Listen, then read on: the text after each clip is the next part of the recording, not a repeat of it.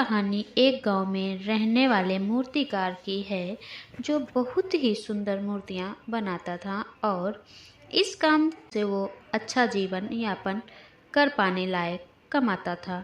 कुछ समय बाद उसको एक बेटा हुआ जिसने कम उम्र में ही मूर्तियां बनाना शुरू कर दिया था और उसकी मूर्तियां भी बहुत सुंदर दिखती थी। मूर्तिकार अपने बेटे की सफलता से काफ़ी खुश था, फिर भी वह अपने बेटे की प्रत्येक मूर्ति में कुछ न कुछ जरूर कमियां निकालता था और बेटे को उनके बारे में बताता था। वह बेटे से कहता, तुमने अच्छा काम किया है, लेकिन अगली बार इस कमी को दूर करने की कोशिश करो।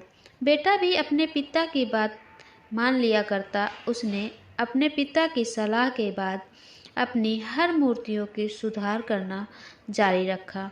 नतीजा, बेटे की मूर्तियां दिन प्रतिदिन पिता की मूर्तियों से बेहतर होती गई और एक समय ऐसा भी आया जब लोग बेटे की मूर्तियों को पिता की मूर्तियों के तुलना में ऊंचे दामों में खरीदने लगे, जबकि पिता की मूर्तियां पहले की तरह ही बिकती रहीं। पिता ने अभी तक अपने बेटे की मूर्तियों में कमियां निकालना बंद नहीं किया था, लेकिन बेटा अब बाप के इस बर्ताव से खुश नहीं था।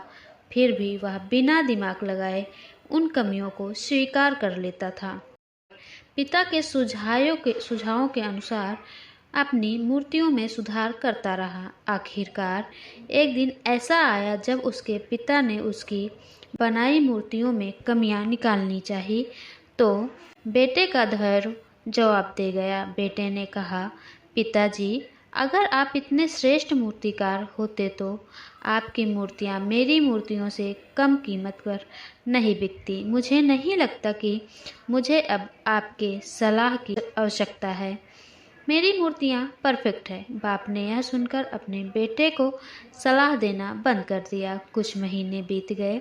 बेटा खुश था, लेकिन फिर उसे एहसास हुआ कि उसकी मूर्तियों की अब उतनी तारीफ नहीं की जाती जितनी पहले की जाती थी और अब उसकी मूर्तियों की कीमतें भी बढ़ना बंद हो गई हैं।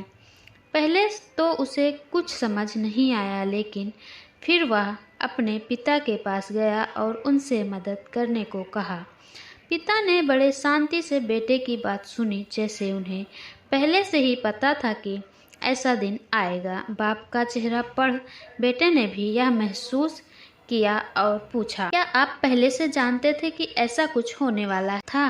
पिता ने उत्तर दिया, हाँ, मैं भी कभी इन परिस्थितियों से गुजर चुका हूँ। बेटे ने कहा, फिर आपको मुझे ये तभी बता देना चाहिए था। पिता ने उत्तर दिया, शायद तब तुम मेरी बात नहीं समझ पाते। मैं ये भली भांति जानता हूँ और मानता भी हूँ कि मैं मूर्ति बनाने की कला में तुमसे ज़्यादा बेहतर नहीं हूँ। ऐसा भी हो सकता है कि मूर्तियों के बारे में मेरी सलाह गलत हो, और ऐसा नहीं है कि सिर्फ मेरी सलाह से तुम्हारी मूर्तियाँ बेहतर हो गईं, लेकिन जब मैंने तुम्हें तुम्हारी बनाई मूर्तियों में खामियां दिखाई तो तुमने जो बनाया था उससे तुम संतुष्ट नहीं थे। फिर तुम्ही ने खुद को बेहतर बनाने की कोशिश की और उस प्रयास ने तुम्हारी मूर्तियों को बेहतर बनाया और परिणाम स्वरूप तुम सफल हुए। लेकिन यह भी उतना ही सच है कि जिस दिन से तुम्हें लगा कि अब तुम्हारे काम में सुधार की कोई गुंजाइश नहीं है, तुम्हारा विकास रुक गया।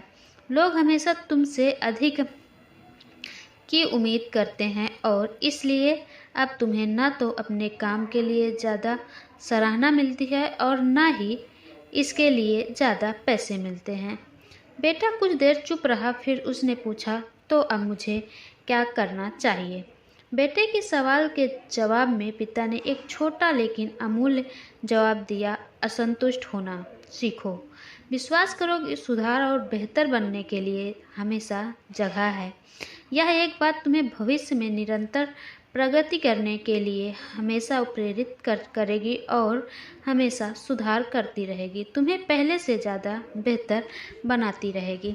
तो दोस्तों, आशा करती हूँ आपको ये मोटिवेशनल स्टोरी ज़रूर पसंद आई हो तो मेरे चैनल को लाइक कर दें, शेयर कर दें तथा चैनल को सब्सक्राइब